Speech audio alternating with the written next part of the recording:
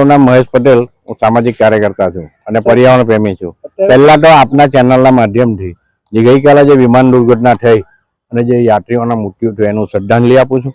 અને અત્યારે આપણે કવિ કલાપી ગાર્ડનની પાસે ઊભા છે અને બાજુમાં દાડિયા સ્કૂલ આવેલી છે.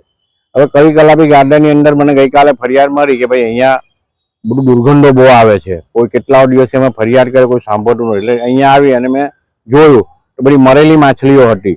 એટલે મરેલી માછલીઓના કારણે દુર્ગંધ ફેલાય છે. એ માછલીઓ કેમ મરે છે પ્રશ્ન જ નથી ઉકેલાતો. ને કોઈ પણ આરોગ્ય તંત્ર કે ગમે તે એ લોકો ફિલ્ડમાં ફરવું જ નથી.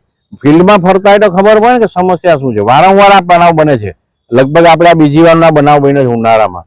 એટલે દુર્ગંધ મારે. માનો કે આ દાડિયા સ્કૂલ અહીંયા નજીકમાં છે, 1000થી ઉપર વિદ્યાર્થી ભણે છે.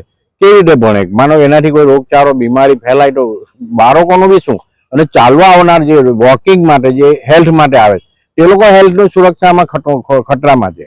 અહીંયા તો ટ્રીટમેન્ટ કરેલું પાણી નાખવામાં આવે છે, તો શું સમસ્યા તમે માનો છો? મને એવું લાગે છે કે જે આ ટર્સરી ટ્રીટમેન્ટ પ્લાન્ટ છે ને એના કોન્ટ્રાક્ટરોની બેદરકારીના કારણે ગંદુ પાણી અથવા તો કેમિકલ વાળું પાણી આની અંદર છોડી દેવામાં આવે છે.